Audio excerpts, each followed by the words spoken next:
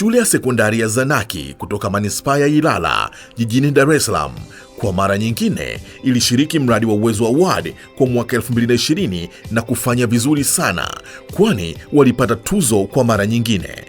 Mradi huu huratibiwa na shirika lisilokuwa la kiserikali la Great Hope Foundation, ukiwa na lengo la kuwapa nafasi wanafunzi kujifunza ujuzi wa kijasiriamali wakiwa bado wako shuleni. Kwa mwaka 2020, mradi huu ulihusisha shule 150 za sekondari kutoka mkoa wa Dar es Salaam na mkoa wa Pwani. Shule hii ya Zanaki ilishinda na kushika nafasi ya 5 na kufanikiwa kuchukua tuzo ya fedha, yani Silver Trophy, kwa mwaka 2020. Je, wanafunzi hao wa Zanaki walifanya mradi gani? Mwaka 2020 Zanaki Secondary School UN Club tulishiriki katika mashindano ya Uwezo, na mradi tuliofanya ulikuwa unaitwa Environment Modification for Good Health and Well-being. Mradi wa kwanza tuliofanya ulikuwa ni kuboresha mazingira yetu ya shule, ambapo cha kwanza kilikuwa ni repaint school statue binti Zanaki. Yani alikuwa ameanza kubomoka, kwa hiyo tukamjenga, alafu pia tukampaka rangi upya. Then baada ya hapo tukazungushia fence bwawa letu la samaki. Yani hapa shule tuna bwawa la samaki ambalo samaki wake walikuwa wanatumika kwa ajili ya biashara, lakini kutokana na mazingira kuwa mabaya wakawa wengi wanakufa. Kwa hiyo sisi tulichoamua kufanya, tukaamua kuboresha yale mazingira yale bwawa la samaki, tukapanda ukoka pembeni ya bwawa na pia tukazungushia fence. Mradi wa tatu tuliofanya ulikuwa ni kununua taulo za kike kwa ajili ya wanafunzi wasio na uwezo hapa shule. Tukaziweka katika dispensary ya shule, pia tukanunua sketi za emergency kwa wale ambao watakuwa wametokewa na matatizo mbalimbali. Then pia mradi mwingine tuliofanya, tulinunua vifaa vya usafi kwa ajili ya mazingira ya shule. Tulinunua mifagio ya chelewa, mifagio ya fagilia madarasa na maskwiza ya chooni. Then mradi uliofuata tulitengeneza vipeperushi kuhusu utunzaji wa mazingira na umuhimu wa kutunza mazingira yetu ya shule na ya jamii yetu. Tulipeleka vifaa vya stationaries kama madaftari, penseli, peni na sabuni ambazo tulikuwa tumezitengeneza wenyewe kwenye kituo cha watoto yatima. Tuliamua kufanya miradi hii kwa sababu ya mambo mbalimbali, yani changamoto mbalimbali ambazo zilipelekea sisi, ikatusukuma sisi tufanye miradi hii. Kwanza kabisa, ukichukulia mradi wa kwanza ambao tulifanya mkubwa ni kutengeneza fence katika ile eneo la fish pool la shuleni kwetu, kwamba ile eneo lilikuwa ni la hatari sana, kwamba wanafunzi wa primary wanapokuja, wanapocheza sehemu ile, wanatia vitu vikali ambavyo vinapelekea wale viumbe wa mule, wale samaki kuuawa. Wakati huo sisi tunatumia kama katika masomo ya biology maabara, na pia ni eneo ambalo lilikuwa la hatari sana sababu halikuwa na uzio. Kwa hiyo wanafunzi pia wa primary walikuwa wakipita kule waga wana tabia ya kuingia, kwa mwisho wa siku inakuwa ni hatari, kwa sababu kuna kisa ambao tulipataga kwamba kuna wanafunzi waliweza kuingia, mwisho wa siku akakosa pumzi. Pesa yetu ambayo tulifanya fundraising kununua taulo za kike, kwamba shule au katika eneo lote la mkusanyiko lazima kuwe kuna wenye nacho na wasio nacho. Kwa hiyo kwa wale ambao hawanacho, tutajimudu vipi ili kuwasaidia hao?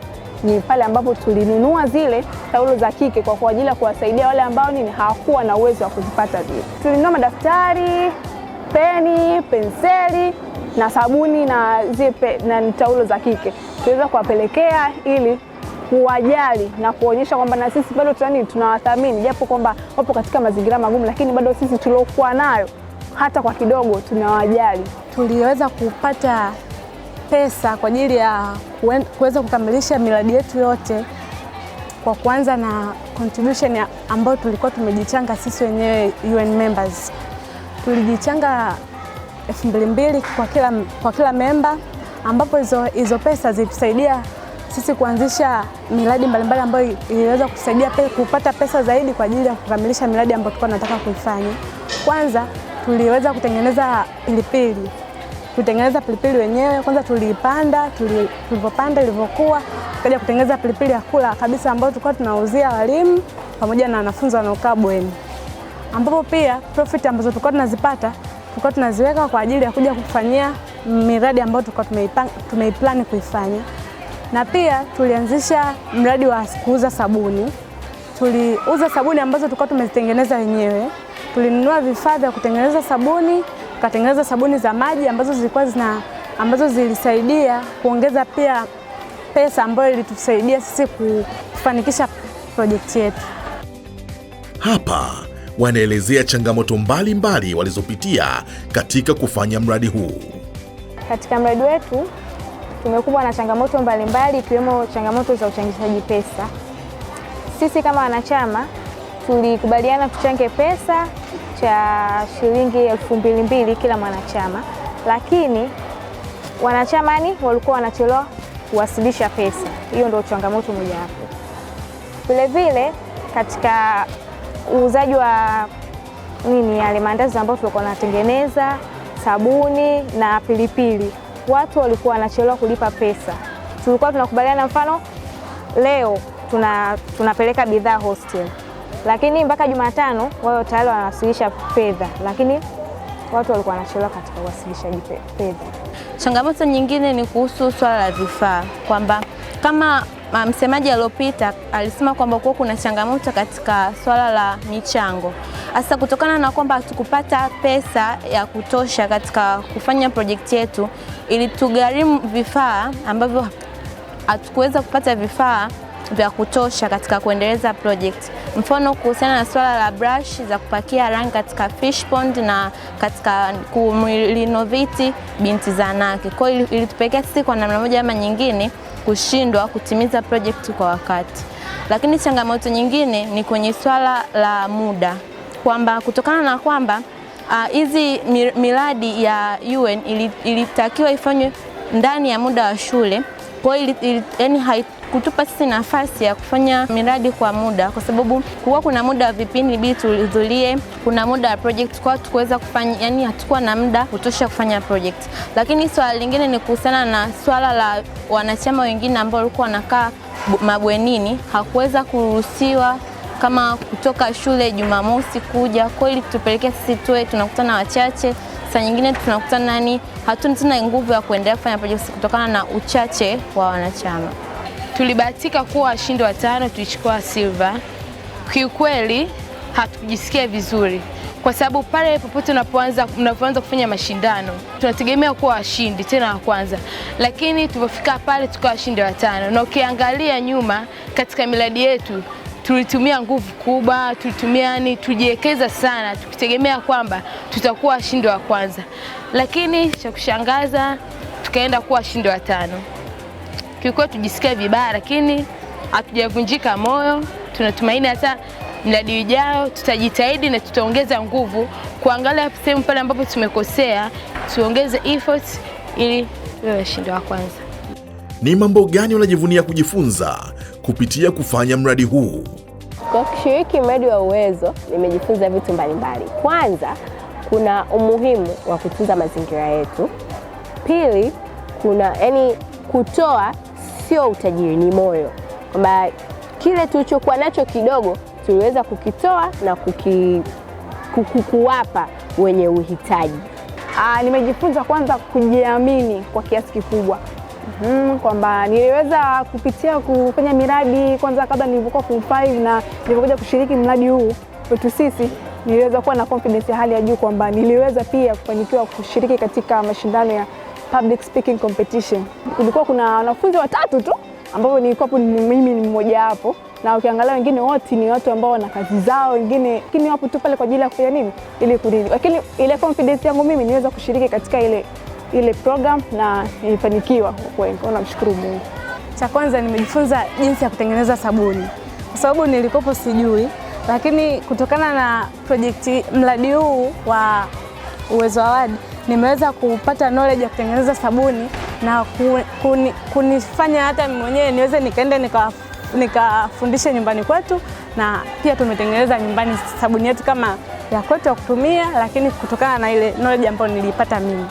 Katika projekti yetu tumejifunza vitu mbalimbali kama kuwa wajasiriamali, kwa hiyo tumejifunza vitu vingi, mfano kutengeneza sabuni, tumejifunza jinsi ya kutengeneza maandazi pamoja na machupa, jinsi tunakuwa tuna decorate, yani kwa design mbalimbali. Pia katika mradi wetu pia tumejifunza jinsi ya kutunza mazingira yetu.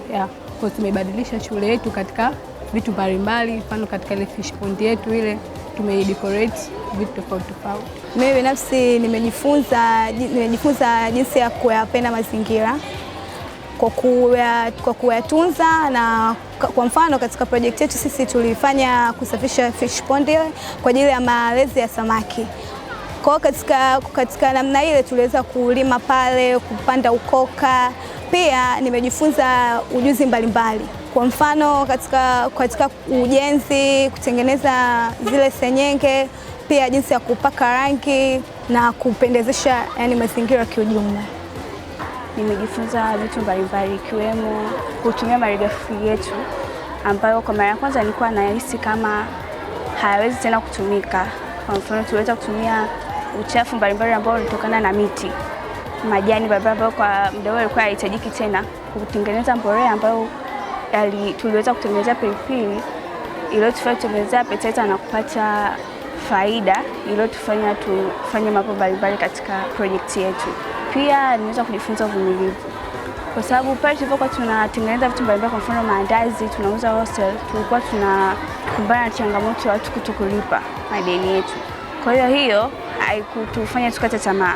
Kwa hiyo ilinifunza uvumilivu katika yani hata mbeleni, kwamba watu kukudisappoint it's not the end. Kwa hiyo hivyo nimejifunza kuwa mvumilivu kwa kweli.